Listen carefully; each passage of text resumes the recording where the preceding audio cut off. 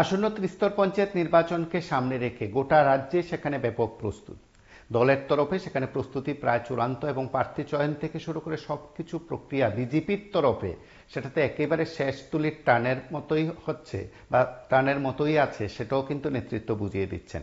কোথাও কোথাও নির্বাচন কেন্দ্রিক বৈঠক হচ্ছে, প্রচার কর্মসূচি শুরু হয়ে গেছে। কেউ কেউ বলছেন শুধু বৈঠকই শুধু নয়, একেবারে মানুষের কাছে পৌঁছে যাওয়ার ক্ষেত্রে যে প্রচারের কৌশল এজেন্ডা সেই কিছু ঠিক করে বিজেপি যেন তার রণকৌশলের দিক থেকে আসন্ন ত্রিস্তর পঞ্চায়েত নির্বাচনকে পাখির চোখ করে দেখছে। কেউ কেউ বলছিলেন যে লোকসভা নির্বাচনের পর সেখানে ত্রিস্তর পঞ্চায়েত নির্বাচনকে যথেষ্ট গুরুত্ব দিয়ে দেখছে বিরোধীরা, কিন্তু বিরোধীদের কিভাবে দেখছেন শাসক দলের নেতৃত্ব?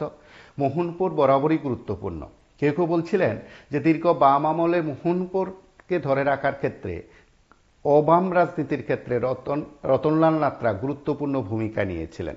কেউ কেউ বলছিলেন সেই সময়ও দুর্গ রক্ষার ক্ষেত্রে একেবারে অন্যতম ভূমিকা নিয়েছিলেন শ্রীনাথ। কথিত আছে যে এ রাজ্যের বাম রাজনীতিতে যখন অবামপন্থীদের লড়াই তেজি ছিল বা তারা শক্তির পরীক্ষায় এগিয়ে থাকার চেষ্টা করেছিলেন, তখন কয়েকটি বিধানসভা বরাবরই গুরুত্বপূর্ণ ছিল। কয়েকজন কংগ্রেসের নেতৃত্ব তৎকালীন সময়ে গুরুত্বপূর্ণ ভূমিকা নিয়েছিলেন যে বাম আমলেও যে পঞ্চায়েত দখল করা যায় বা কিংবা ক্ষমতায় আসা যায়। সেই সময় কংগ্রেসের রাজনীতিতে কয়েকজন যারা দৃষ্টান্ত রেখেছেন তার মধ্যে রতনলাল নাথ একজন, বাকিদের নাম অন্য সময় বলা যাবে। ঠিক এই সময়ের মধ্যে সে মোহনপুরে কেমন চলছে ত্রিস্তর পঞ্চায়েত নির্বাচন নিয়ে দলের প্রস্তুতি, কেমনই বা আছে মোহনপুর, সেদিক থেকে রতনলাল নাথের টিম কিভাবে কাজ করছেন, প্রার্থী চয়ন থেকে শুরু করে সংরক্ষিত আসনগুলোতে একেবারে যোগ্য প্রার্থীদের রাখা বা প্রার্থী দেওয়া, এসব বিষয় নিয়ে আলোচনা যেমন একেবারে দলের অভ্যন্তরে চূড়ান্ত, ঠিক তেমনি প্রার্থী চয়নের কাজও নাকি ফাইনাল স্টেজে আছে। সেদিক থেকে মোহনপুরের জনগণের কাছে বা একেবারে মাটির মানুষের কাছে রাজনৈতিক বার্তা পৌঁছে দেওয়ার ক্ষেত্রে টিম রতনলাল নাথের উদ্যোগের খানিকটা অংশ তিনি শেয়ার করেছেন বা বলেছেন, প্রতিক্রিয়া ব্যক্ত করেছেন।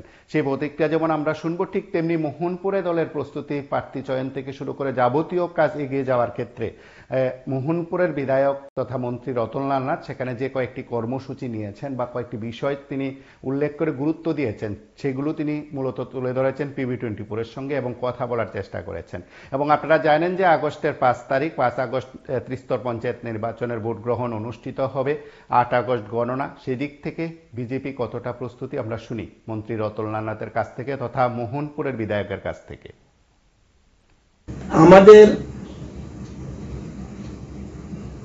আমাদের ভারতীয় জনতা পার্টির পক্ষ থেকে দলীয় নির্দেশ রয়েছে এবং এর মধ্যে অবজারভার নিয়োগ হবে। প্রত্যেক জায়গায় স্বচ্ছ ভাবমূর্তি আছে এমন লোক খুঁজে বের করা এবং তাদেরকে পঞ্চায়েত নির্বাচনে যাতে আমরা মনোনয়ন দিতে পারি, এলাকার বুথ কমিটি, মন্ডল কমিটি পৃষ্ঠমুখ স্তরে গিয়ে আলোচনা করে যেন প্রার্থীপদ তৈরি করা হয় এবং একটা নয়, 2 বা ততোধিক 2-3টা নাম আসবে।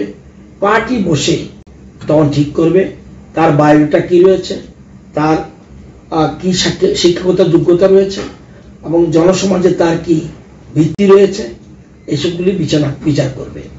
আমার মোহনপুর বিধানসভা কেন্দ্রে যে 10টা গ্রাম পঞ্চায়েত আছে বিধানসভা কেন্দ্রে এবং 8টা পঞ্চায়েত সমিতির মেম্বার রয়েছে। টোটাল মোহনপুর পঞ্চায়েত সমিতি মোট হলো 13টা মেম্বার, কিন্তু আমার বিধানসভা কেন্দ্রে রয়েছে 8টা পঞ্চায়েত সমিতি এবং বাকিটা রয়েছে 5টা সিংড়া বিধানসভার কিছু অংশ এবং বামটিয়া বিধানসভার কিছু অংশ রয়েছে।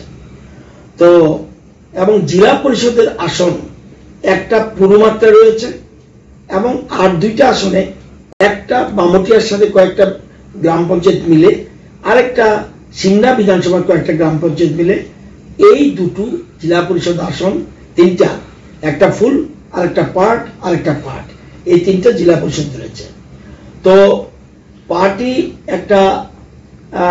একটা নির্দেশ দিয়েছে, কিন্তু অবজারভার গিয়ে আমরা কাজটা এগিয়ে রাখছি যেন অবজারভার গিয়ে বেশি সময় নিতে না হয়।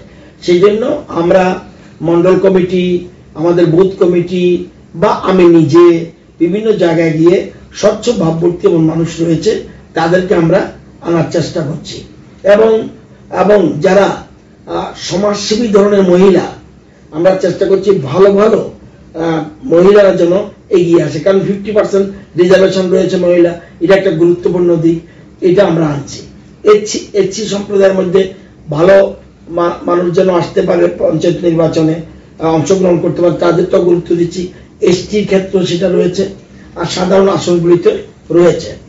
আমাদের 10টা গ্রাম পঞ্চায়েতে আমরা প্রায় মিটিং সম্পন্ন করেছি, এবং প্রথম আমরা যদিও দলীয় স্তরে পার্টির থেকে একজন অবজারভার পাঠাবে, আমরা মন্ডল স্তরেও আগে একটা প্রত্যেক জায়গায় জায়গায় মিটিং করে একটা পরিবেশ করে নিয়েছি। এখন ফাইনাল টাচ আমি দিচ্ছি, তো কাজটা এগিয়ে রেখেছি। আশা করি আমরা পঞ্চায়েত নির্বাচনে ভালো রেজাল্ট করতে পারবো। বিরোধী দল হিসাবে কংগ্রেস এবং সিপিআইএম তারা তাদের মতন করে জানিয়েছেন যে তারা লড়াই করবেন, সব জায়গায় লড়াই করবেন। আপনার কি প্রতিক্রিয়া? তাদেরকে আমি আগাম শুভেচ্ছা জানাচ্ছি, যাতে নির্বাচনে অংশগ্রহণ করে। গত নির্বাচনে তারা অংশগ্রহণ করেনি, অর্থাৎ তাদের কোনো লোকজন ছিল না।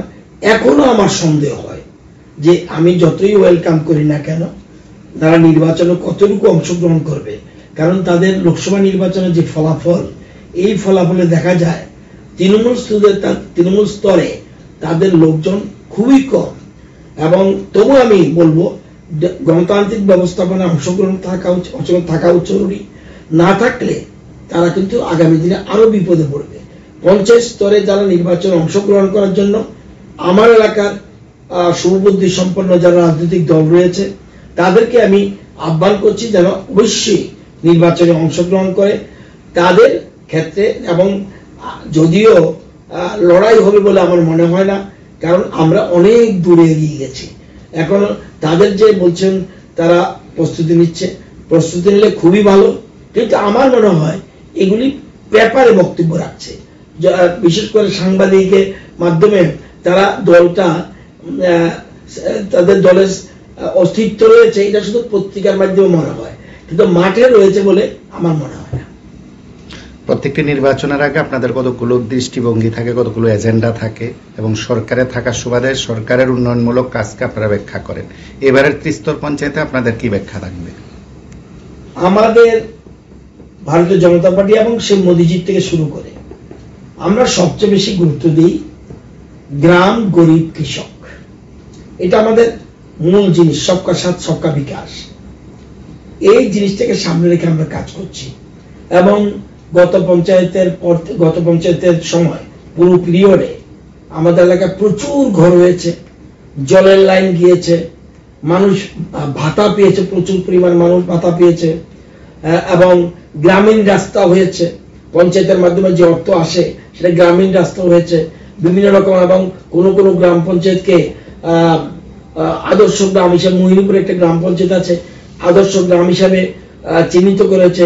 দেখবেন সেখানে কোনো পাকা রাস্তা ছাড়া এই গ্রামে কিচ্ছু নেই। এরকম আমরা প্রত্যেক গ্রামকে শক্তিশালী করার জন্য আমরা উদ্যোগী, এবং সর্বক্ষেত্রে শিক্ষা, স্বাস্থ্য, এই জন্য অঙ্গনওয়াড়ি স্তর থেকে শুরু করে আপার লেভেল পর্যন্ত আমরা গ্রামকে শক্তিশালী করার জন্য, গ্রাম শক্তিশালী হলে সমাজ শক্তিশালী হবে, গ্রাম শক্তিশালী হলে আত্মনির্ভর হবে, এবং গ্রাম এবং শহরের মধ্যে যেন কোন রকম ব্যবধান না থাকে, সেটার জন্যই গ্রাম পঞ্চায়েত নির্বাচন মানে গ্রাম।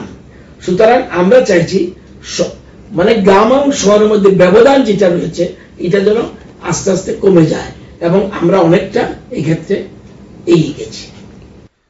আপনারা শুনলেন মোহনপুরের কথা। আমরা গোটা রাজ্যের বিধানসভা ভিত্তিক এই তথ্যগুলো আপনাদের কাছে আমরা তুলে ধরার চেষ্টা করি। রাজ্য সরকারের মন্ত্রীদের পাশাপাশি সংশ্লিষ্ট বিধায়ক এবং নেতৃত্বের বক্তব্য শুনি। শুধু বিজেপি নয়, কংগ্রেস, সিপিআইএম সব দলের প্রতিনিধিদের কাছ থেকে, সব দলের রাজনৈতিক ব্যক্তিত্বদের কাছ থেকে আমরা কিছু কথা শুনি।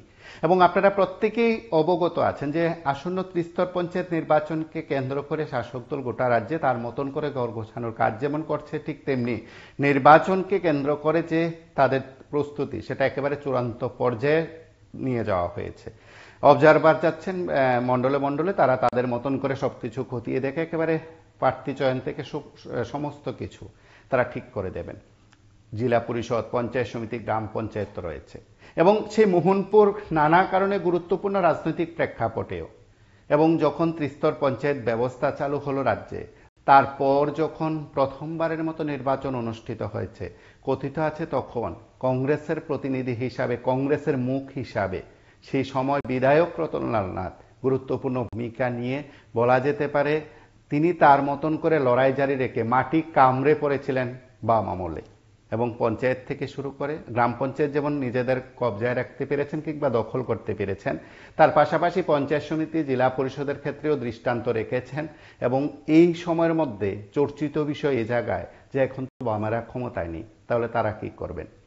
শ্রীনাথের আপিল যে হ্যাঁ লড়াই করুক কংগ্রেস, সিপিএম প্রত্যেকে, এবং তারপরও তিনি তার মতন করে রাজনৈতিক দৃষ্টিভঙ্গি থেকেও তার আশঙ্কা কিংবা অভিমত উল্টো বলা যেতে পারে কটাক্ষ করে বলছেন তারা কি প্রার্থী পাবে। সে প্রশ্ন তো রাজনৈতিক মহল থেকে বলা যায় চারদিকে খুব চর্চিত বিষয়। কংগ্রেস সিপিআইএম লড়াই করবে, বিজেপি লড়াইয়ের ময়দানে অবশ্যই থাকবে। 2019 সালের রাজনৈতিক অভিজ্ঞতা রয়েছে ত্রিস্তর পঞ্চায়েত নির্বাচনকে সামনে রেখে। সেদিক থেকে গোটা রাজ্যের পরিস্থিতি আপনারা ভালো জানেন। আমরা প্রতিনিয়ত রাজ্যের চারদিকে যে 35টি ব্লক এলাকায় আসন্ন ত্রিস্তর পঞ্চায়েত নির্বাচন অনুষ্ঠিত হবে, তার রাজনৈতিক আলাপচারিতায় আমরা আরো অন্য বিধানসভায় পৌঁছে যাব। আপনারা দেখবেন শুধু PB24।